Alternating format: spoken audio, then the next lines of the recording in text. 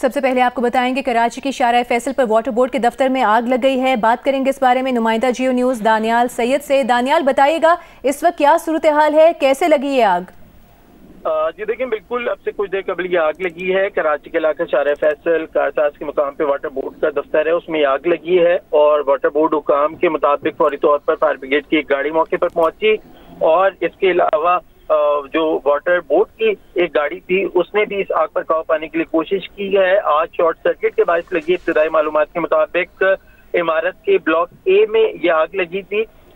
वाक़े पर मौजूद वाटर कॉर्पोरेशन की गाड़ी ने आग पर फौरी तौर पर काबू पाने की कोशिश की। किसी किस्म का कोई जानी नुकसान नहीं हुआ है और फायर ब्रिगेड हुकाम के मुताबिक आग के ऊपर काबू पा लिया गया है। आप ये बता रहे हैं कि आग पर काबू पा लिया गया है, कूलिंग का अमल जारी है।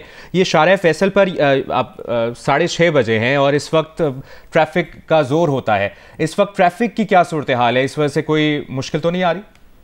जी देखें, बिल्कुल ये वाटर बोर्ड का दफ्तर के अंदर ये आग लगी है। शारा फैसल पर ट्रैफिक पुलिस हुकाम के मुताबिक ट्रैफिक की रवानी बदस्तूर बहाल है। अमला अंदर मौजूद था। ट्रैफिक की रवानी बहाल है। शुक्रिया आपका दानियाल, आप हमें तफसील से आगाह कर रहे थे।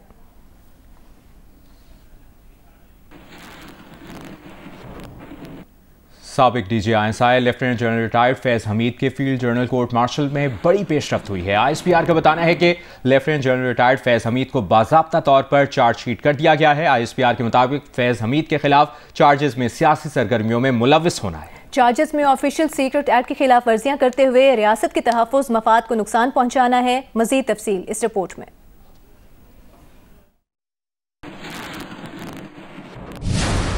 ISPR के मुताबिक फील्ड जनरल कोर्ट मार्शल के अगले मरहले में lieutenant general retired Faiz Hamid को बाज़ाब्ता तौर पर चार्जशीट कर दिया गया। उन पर सियासी सरगर्मियों में मुलविस होने, ऑफिशियल सीक्रेट एक्ट की खिलाफ वर्जियां करते हुए रियासत के तहफ़्फ़ुज़ और मफाद को नुकसान पहुंचाने के इल्जामात हैं। उन पर इख्तियारात और सरकारी वसाइल के गलत इस्तेमाल और अफराद को नुकसान पहुंचाने के चार्जेस भी हैं। फील्ड जनरल कोर्ट मार्शल के अमल के दौरान मुल्क में इंतशार और बेअमनी से मुतालिक पुरतशद्दुद वाक़यात में lieutenant general retired Faiz Hamid के मुलविस होने से मुतालिक अलहदा तफ्तीश भी जारी है। इन पुरतशद्दुद और बेअमनी के मुतअद्दिद वाक़यात में 9 मई से जुड़े वाक़यात भी शामिल तफ्तीश हैं। इन पुरतशद्दुद वाक़यात में मज़मूम सियासी अनासिर की इमा और मिली भगत भी शामिल तफ्तीश है। ISPR का कहना है फील्ड जनरल कोर्ट मार्शल के अमल के दौरान lieutenant general retired Faiz Hamid को कानून के मुताबिक तमाम कानूनी हकूक फराहम किए जा रहे हैं। वाज़ेह रहे कि 12 अगस्त 2024 को पाकिस्तान आर्मी एक्ट की मुतलका दफात के तहत lieutenant general retired Faiz Hamid के खिलाफ फील्ड जनरल कोर्ट मार्शल की कार्रवाई शुरू की गई थी। साथी रिपोर्टर जरमीन जहरा के साथ Awais Yousafzai, Geo News, Islamabad. Chairman PTI barrister Gohar ने कहा है कि lieutenant general retired Faiz Hameed पर चार्जशीट फौज का अंदरूनी मामला है।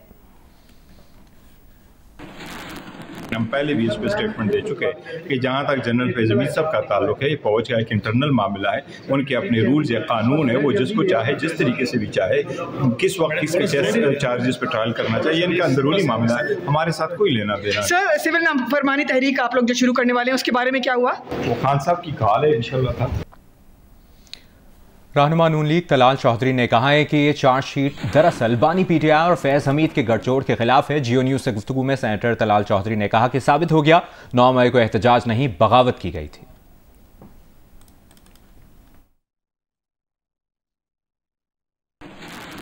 चार्जशीट जो है ये सिर्फ फैज़ हमीद के खिलाफ नहीं है, ये PTI के खिलाफ है। ये चार्जशीट फैज़ इमरान गठजोड़ पर चार्जशीट है और ये साबित हो गया कि 9 मई को एहतजाज नहीं बल्कि बगावत की गई। साबिक वफाकी वज़ीर फैसल वाबडा ने कहा है कि ये मामला फैज़ हमीद के कोर्ट मार्शल का मामला सिर्फ फैज़ हमीद तक महदूद नहीं रहेगा। जियो न्यूज़ से गुफ्तगू में सेनेटर फैसल वाबडा का कहना था कि 14 दिसंबर की सिविल नाफरमानी की कॉल का ताल्लुक भी फैज़ हमीद की चार्जशीट से है।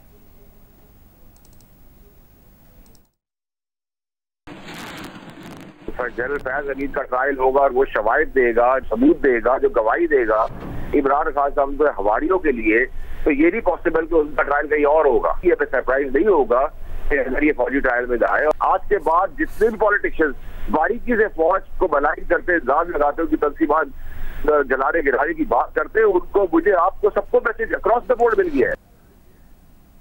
रहनुमा MKM पाकिस्तान मुस्तफ़ा कमाल ने कहा है कि फैज़ हमीद को बगैर सबूतों के गिरफ्तार नहीं किया गया होगा। जियो न्यूज़ से गुफ्तगू में मुस्तफ़ा कमाल ने कहा कि इस केस के नतीजे में मुल्क के मुस्तकबिल का फैसला होगा।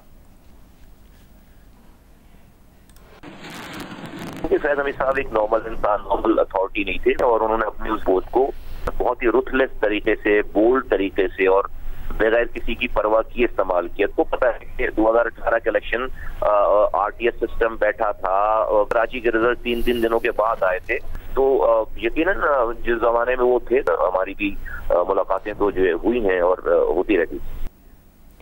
अभी आपको बताएंगे सिक्योरिटी फोर्सेस ने जोब के इलाके संबाजा में ऑपरेशन किया है। 15 खवारिज हलाक हो गए हैं। खवारिज के साथ फायरिंग के तबादले में सिपाही आरिफुर रहमान शहीद हो गए। ISPR की जानिब से बताया गया है कि खुफिया इत्तला पर किए गए ऑपरेशन में हलाक दहशतगर्दों के कब्जे से असलहा और गोला बारूद भी बरामद हुआ है। अभी आपको बताएं, अलीमा खान ने कहा है कि बानी PTI ने 9 मई और 26 नवंबर की तहकीकात के लिए जुडिशल कमीशन का मुतालबा किया है। जब तक दोनों सानहों की CCTV सामने नहीं आती, तहकीकात मुमकिन नहीं है। अदियाला जेल के बाहर मीडिया से गुफ्तगू करते हुए अलीमा खान ने कहा कि उन्हें बानी PTI ने बताया है कि वो नहीं जानते कि री चौक में कितने कारकुन शहीद हुए। बानी PTI को लापता कारकुनान की तादाद का भी इल्म नहीं। ताहम अलीमा खान ने 200 कारकुनान की गुमशुदगी का दावा करते हुए कहा कि 15 दिसंबर को शोहदा का दिन मनाया जाएगा। अलीमा खान ने बताया कि बानी PTI ने कहा है कि 9 मई और 26 नवंबर की तहकीकात के लिए सुप्रीम कोर्ट के 3 सीनियर जजेस पर मुश्तमिल जुडिशल कमीशन बनाया जाए। दोनों सानहों की CCTV फुटेज के बगैर तहकीकात मुमकिन नहीं है।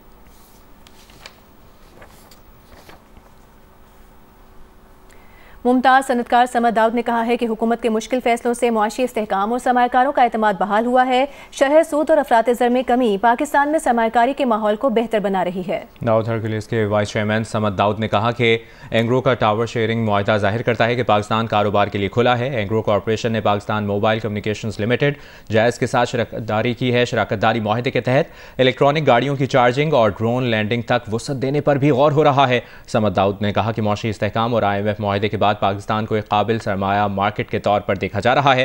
पाकिस्तान एक बड़ी मार्केट है जो तरक्की करती रहेगी। बुशरा बीबी ऑन रिकॉर्ड हैं कि मुझे छोड़ के सारे लोग जो है भाग गए, दौड़ गए। चले मैं तरमीम कर लेता हूँ। भगौड़े ये सारे लोग भाग गए। और दूसरा ये भी ऑन रिकॉर्ड है कि जब अली अमीन गंडापुर साहब की गाड़ी पे हमला हुआ, इनके वर्करों ने उनको डंडे मारे, उनके गाड़ी को तोड़ने की कोशिश की जब वो भाग रहे थे, तो उनके गार्ड्स ने जो है फायरिंग की अपने वर्करों के ऊपर। यह भी चीज ऑन रिकॉर्ड है। सर ये कम से कम इस हाउस के सामने कोई यूनिफाइड किस्म का बयान जो है जिसमें कोई तसलसल हो, जिसमें कोई कोहेरेंस हो, जिसमें कॉन्ट्रडिक्शंस ना हो, वो तो कम से कम पेश करें। अपना रिकॉर्ड जो है वो तो स्ट्रेट कर लें। एक बात पे मुझे बड़ा अफसोस हुआ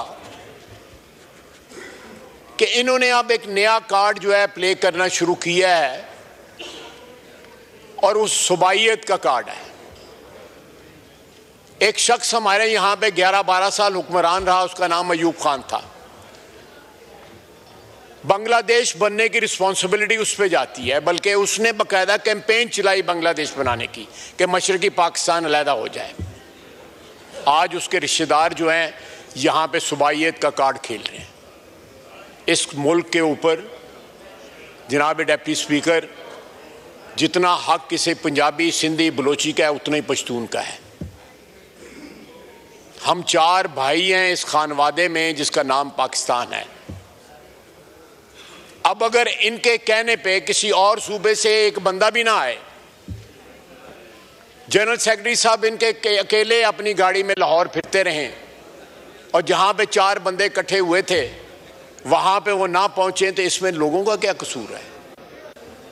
इसमें Pashtun versus rest of Pakistan जो है वो क्या एक्सप्लॉइट करने की क्या जरूरत है?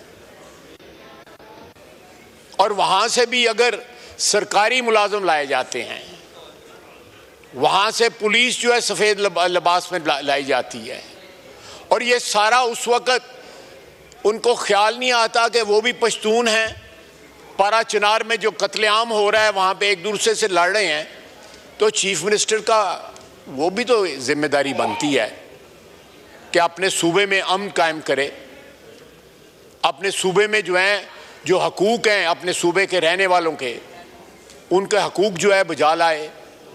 उनको छोड़ के उन्होंने इस्लामाबाद पे चढ़ाई की और उसका नतीजा क्या निकला? तीसरी दफ़ा जो है वो चढ़ाई इनकी नाकाम हुई। और ये लीडरशिप जानती है इनकी, मैं नाम नहीं लेना चाहता, कि बानी पीटीआई ने संजानी का एग्री किया जब रात को 10 बजे जेल खोली गई, लेकिन उनकी बेगम साहबा ने रिफ्यूज़ कर दिया। उसने कहा, मैं उनको इल्ज़ाम नहीं देता, क्राउड देख के वैसे ही बंदे का जो है मीटर फिर जाता है कि इतना क्राउड था, उन्होंने कहा जी चलें जी डी चौक चलते हैं। और ये जो है उसके बाद जब ये वहां से पसपा हुए हैं, भागे हैं, दुम दबा के भागे हैं, सारी की सारी लीडरशिप अपने वर्करों को छोड़ के भागी है। और वर्कर वीडियो मौजूद है, आप इस हाउस में उस दिन की वीडियो चलाएं, आपको पता लग जाएगा कि गोली किसने चलाई, फायरिंग किसने की, कौन वहां से भागा, कौन बड़के लगा रहा था। और जब कन्फ्रंटेशन का मौका आया, जब धरने का मौका आया या खड़े रहने का मौका आया, तो कौन कौन वहां से भागा है। और इनको ये रास्ता मिल गया हुआ है, सारे जो मुनाल के रास्ते भागते हैं। तीनों दफा जब ये भगौड़े हुए हैं, चीफ मिनिस्टर साहब तीनों दफा पहले केपी खड़े होते हैं, उसके बाद कोसार कॉम्प्लेक्स खड़े होते हैं, उसके बाद पहाड़ पे चढ़ जाते हैं, उसके बाद 12 जिलों से जो है पेशावर पहुंच जाते हैं। जनाब स्पीकर, ये तौहीन है इज्तिमाई शऊर की जो ये बातें करते हैं। मैं लंबी बात नहीं करना चाहता, क्योंकि मेरे पास तो बंदूक का या कोई लाइसेंस भी नहीं है, मैं जानते नहीं हूँ क्या रेंज होती है और कौन सी स्नाइपर राइफल होती है और कौन सी फलानी होती है, रेमिंगटन वगैरह क्या क्या इन्होंने बात। लेकिन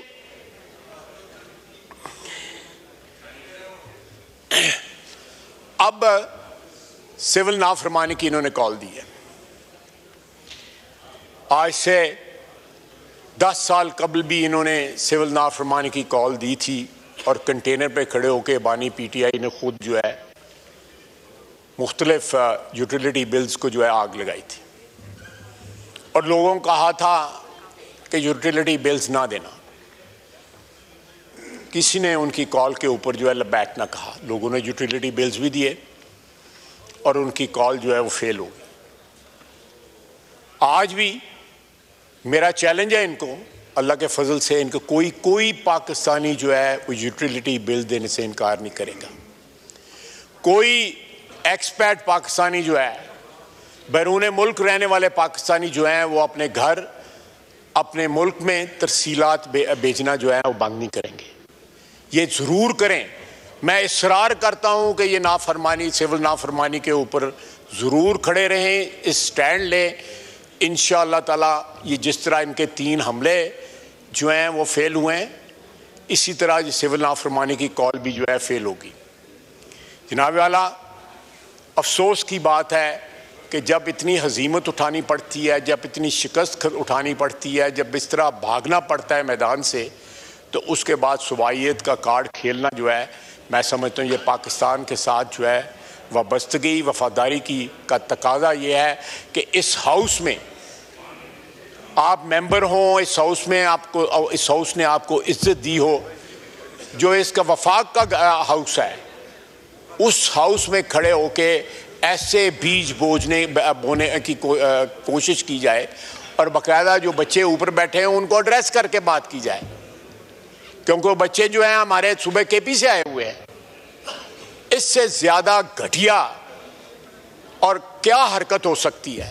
सर, ये डीएनए पे बड़ा डिपेंड करता है, बहुत डिपेंड करता है डीएनए के ऊपर कि इंसान का डीएनए किस किस्म का है। अगर आपके डीएनए में पावर यूजर्व करने की ट्रेडिशन हो, उसके जरासीम हो, आमरीयत के जरासीम हो और बेशुमार किस्म में, मैं लंबी बातों में नहीं जाना चाहता, तो फिर वो इस किस्म की बातें करते हैं कि ये इनकी शिकस्त खुर्दा जो ज़हनीयत है उसकी निशानदेही करते हैं। ये अल्फाज जो हैं जो इन्होंने इस्तेमाल की है वफाक के खिलाफ, पाकिस्तान की वहदत के खिलाफ जो इन्होंने बीज बोने की कोशिश की है। जनाब वाला, मैं कंक्लूड करता हूं कि इनके 3 हमले नाकाम हुए। बड़ा बोल नहीं बोलता, अल्लाह के फजल से इनका सिविल नाफरमानी वाली कॉल भी नाकाम होगी। मैं ज़्यादा डिटेल में नहीं जाना चाहता, लेकिन जो 26 नवंबर के दिन जिन जिन बातों पे ये एग्री कर चुके हुए थे, इनके वर्करों को पता लग जाए तो जिस तरह जूतियाँ खा के उस दिन भागे थे, उससे ज़्यादा जूतियाँ खाई जाए। और ये ढाल बनाना ख्वातीन को, और फिर खातून जो है वो अपने खामद से भी ज़्यादा एम्बिशियस हों, तो फिर अल्लाह ही हाफिज़ है इनकी पार्टी का। अल्लाह ताला पाकिस्तान को किसी इनके हाथों से नुकसान को बचाए।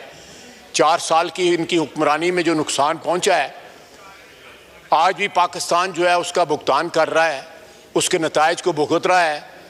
उस डिसमेंटल्ड सिचुएशन को, एक जो है खंडरात जो छोड़ के गए थे, आज उस पर अल्लाह के फजल से फिर हमारत तामीर होनी शुरू हो गई है। इस मुल्क में जो है तरसीलात बढ़ी हैं, 4 से 6 बिलियन डॉलर मंथली सालाना तरसीलात बढ़ी हैं। स्टॉक मार्केट 1 लाख जो है चली गई है। हमारा जो है पॉलिसी रेट जो है वो 5.5% वो नीचे आ गया है। हमारे जो फॉरेन एक्सचेंज रिजर्व्स हैं वो रिप्लेनिश होने शुरू हो गए हैं। इन्फ्लेशन जो है हमारी सिंगल डिजिट के ऊपर, लो सिंगल डिजिट पे आ गई है। ये बावजूद इस बात के कि इन्होंने डिसरप्शन करने की पूरी कोशिश की है कि कहीं इकोनॉमिक रिकवरी ना हो जाए। एक दिवालिया सूबे की लीडरशिप लेके बार बार हमला कर रहे हैं, जिसके पास तनख्वाहें देने के साथ पैसे नहीं हैं, अस्पताल चलाने के पैसे नहीं हैं, स्कूल चलाने के पैसे नहीं हैं। पहले अपने सूबे की खिदमत करें, फिर कोई जो है कोई लिसानियत की या सुबाइयत की बात करें। पहले कुछ डिलीवर तो करें। आपने 4 साल में क्या डिलीवर किया? आप पिछले 10-12 साल से हुक्मरान हैं केपी के अंदर। केपी को बाकी सूबों के साथ कंपेयर कर लेना। क्या आपने वो सूबा जो है अच्छा खासा खाता पीता खुशहाल जो है सूबा जो है उसमें दहशत गर्दों को ला के बसा दिया? सारे सूबे में दहशत गर्दी है। वहां पे इतना खून खराबा हो रहा है, उस खून खराबे को छोड़ के आप खून खराबा करने जो है डी चौक में आ जाते हैं। जनाब वाला, ये इस मुल्क के साथ वाबस्तगी या मोहब्बत या कमिटमेंट की निशानी नहीं है। इन लोगों का क्या एक ऐसा एजेंडा है जो खुदा न खास्ता इस मुल्क की दुश्मनी का एजेंडा है, जो हम नहीं अचीव होने देंगे, कथित तौर पे अचीव नहीं होने देंगे। ये जितनी बार चाहते हैं हमला आवर हों, हर दफा ये भागेंगे, हर दफा। इनके जो वर्कर्स हैं उनको पता लग गया कि इनकी क्या औकात है। ये जितने लीडर हैं उतने इनके ओपिनियन हैं। इतने इख्तलाफात जो हैं आपको किसी पॉलिटिकल पार्टी में नजर नहीं आएंगी। एक पॉलिटिकल पार्टी में एक होती है, एक डिसिप्लिन होता है। जब वो बातें करते हैं उसमें कोई कोहेरेंस होती है बातों में आपस में। आधी लीडरशिप से ज्यादा जो है वो तो रिजाइन कर गई थी उस दिन 26 नवंबर को। किस बात पर रिजाइन कर गई थी? अपने इंटरनल इख्तलाफात की वजह से रिजाइन कर गई थी ना। अंदर की बातें मैं ज्यादा लंबी नहीं बताना चाहता, बहुत चीजें अमानतन है हमारे पास कि इन्होंने हमसे राब्ते किए या आज राब्ते कर रहे हैं या कल राब्ते कर रहे हैं, और अब राब्तों में क्या कह रहे हैं ये, और बानी पीटीआई क्या पैगाम भिजवा रहा है बाहर। खुदा का वास्ता है, सुबाइयत या लिसानियत या इस मुल्क में कोई ऐसे बीज न बोएं जिसकी फसल जो है कल जो है सारे पाकिस्तान को काटनी पड़े। वमा अलैना इल्लल बलाग। कौमी असम्बली में वज़ीर दिफ़ा ख्वाजा आसिफ इज़हार ख्याल कर रहे थे।